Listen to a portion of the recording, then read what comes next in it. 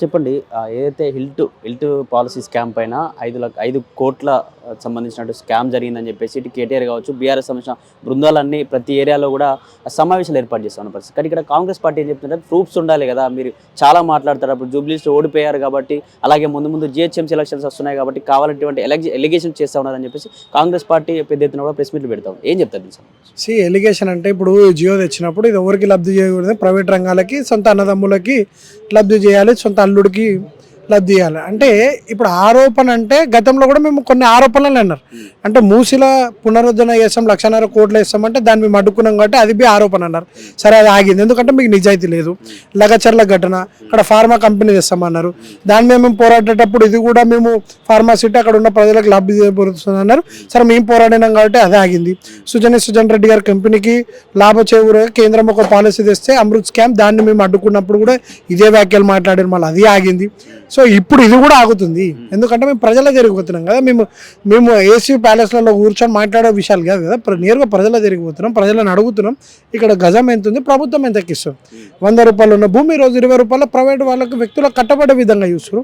ఇప్పుడు అక్కడ కంపెనీలు ఉండడం వల్ల, ఫ్యాక్టరీలు ఉండడం వల్ల ఏమవుతుంది, అక్కడ ఉన్న చుట్టుపక్కల వాళ్ళకు కూడా ఉపాధి కలుగుతుంది.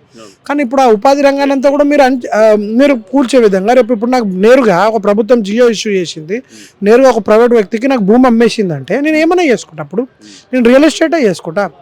అంటే సామాజిక తెలంగాణలో ఏవైతే గతంలో కేసీఆర్ గారు ఎక్కడన్నా భూమి వేలంకి పెడుతున్నారంటే బీజేపీ కాంగ్రెస్ రెండు ఎగరెగిరి పడుతుండే కదా. మళ్ళీ ఈరోజు ఎక్కడ పోయింది బీజేపీకి తెలంగాణ ప్రజల పట్ల, సామాజిక తెలంగాణ పట్ల ఈరోజు వాళ్ళకి అవగాహన లేదా, వాళ్ళు మాట్లాడలేరా, వాళ్ళు ప్రశ్నించరా? ఈరోజు బీఆర్ఎస్ అడ్డుకోవాలి.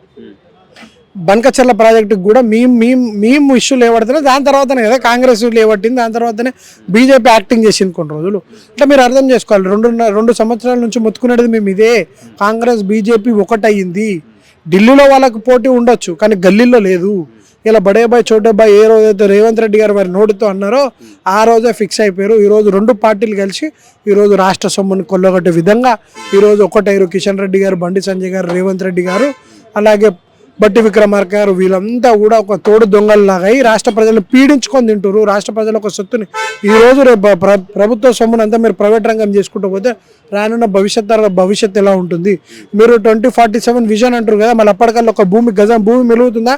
మీరు ఇలా 9,500 ఎకరాలు అంటే చిన్న మాటనా? 9,500 ఎకరాలు మీరు ప్రైవేట్ రంగానికి అమ్మడం అంటే రేపు రానున్న రోజుల్లో, రానున్న భవిష్యత్ తర విద్యార్థులకు కానివ్వండి, యువకులకు కానివ్వండి భూమి మిలిగే పరిస్థితి ఉందా? లేకపోతే ఏదైనా ఒక ప్రభుత్వం ఆనాడు కొత్త పాలసీ తేవాలన్నా అప్పుడు ప్రభుత్వ భూమి ఉండదు. మళ్ళీ ఒక హాస్పిటల్ కట్టాలన్నా, ఒక గురుకుల పాఠశాలలు కానివ్వండి, లేకపోతే ఇండస్ట్రియల్ జోన్లు ప్రకటించాలన్నా భూమి ఉండదు ఇక ప్రభుత్వం దగ్గర.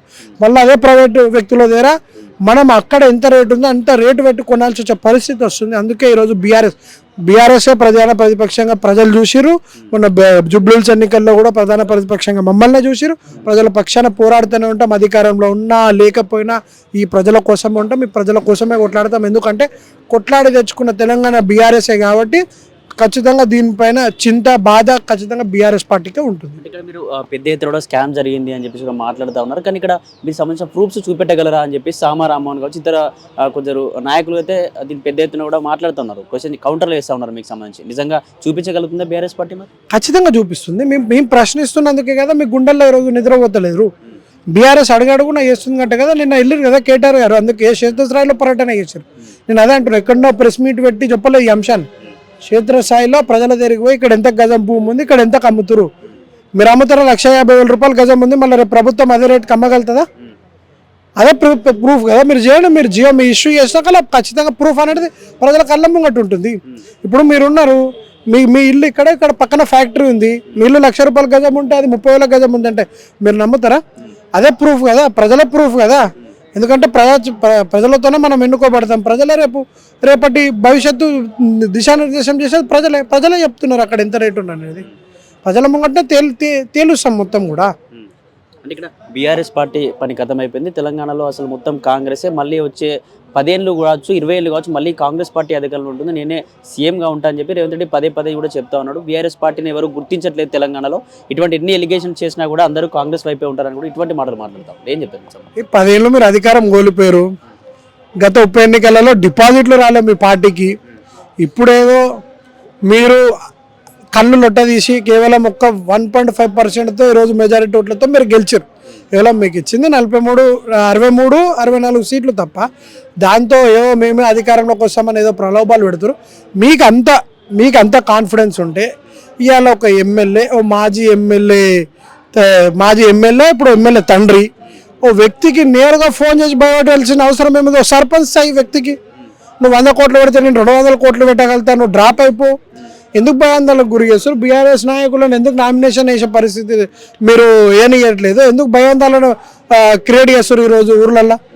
కేవలం సర్పంచ్కి ఎందుకు ఇంత భయాందోళన వస్తుంది మీకు?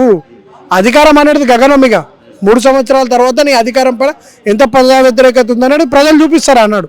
కానీ ఇప్పుడే జూబ్లీ హిల్స్లోనే నువ్వు 7 రోజులు పర్యటించిన ఒక ముఖ్యమంత్రి స్థానం నుండి కేసీఆర్ గారు 10 ఏళ్ళు ముఖ్యమంత్రి ఉన్నప్పుడు గింతగానో 30 ఎన్నికలకు లేదు. తన ఉద్యోగ సమయంలో రాజీనామాలు చేసి తన పదవులోనే ఈ రాష్ట్ర ప్రజల కంటే నా రాజీనామానే పెద్దనా అని చెప్పి తన పదవులోనే త్యాగం చేసిండు. నువ్వు ముఖ్యమంత్రి స్థాయి నుండి 14 మంది మంత్రులు, ఎమ్మెల్యేలు ఎలక్షన్ రోజు కూడా అక్కడ ఒక చట్టం ఉంది మన ఈసీకి కూడా, ఏంటంటే నాన్ లోకల్స్ ఉండొద్దు, కేవలం లోకల్సే ఉండాలని కూడా వచ్చాడు. ఆ రోజు ఎమ్మెల్యేలు అంతా కూడా టేబుల్ల పైన కూర్చురు. ఇలా ఎన్నికలు జరిగిందని చూసారు కానీ భయం లేకపోతే నువ్వు ప్రచారంకి వచ్చేది లేకపోతుండే. నువ్వు ఇంట్లోండి గెలిచినుంటే, నిజంగా నువ్వు నైతికంగా గెలిచినుంటే, నువ్వు డబ్బు ఇవ్వకుండా ఓటును కొండుంటే, ప్రజలను భయంగా గురి చేయకపోయి ఉంటే మేము నిజంగా కూడా మీ గెలుపుని స్వాగతిస్తుండే. ఈరోజు నువ్వు ఎలా గెలిచినావు అనేది కూడా రాష్ట్ర ప్రజలంతా కూడా చూసిరు కదా. నువ్వు ఎక్కడ వచ్చాడు అధికారం? దమ్ముంటే ఇప్పుడు ఎన్నికలకు రా, మళ్ళీ ముందస్తు ఎన్నికలకు రా, 4 సంవత్సరాలకి నీ పదవి కాలం పూర్తి చేసుకొని ఎన్నికలు రా, చూద్దాం నీ దమ్మేందో మా దమ్మేందో. ఎన్నికలు అనేది జనరల్ ఎలక్షన్లో ప్రజలు ఏ తీర్పు వేయాలని డిసైడ్ అయ్యారు. ఇప్పుడు రానున్న ఇంకా 10 ఉప ఎన్నికలు కూడా రాబోతున్నాయి రాష్ట్రంలో. బీఆర్ఎస్ ఖచ్చితంగా గెలుస్తుంది. ఈ స్థానిక సంస్థ ఎన్నికల్లో కూడా బీఆర్ఎస్ గెలుస్తుంది. Thank you.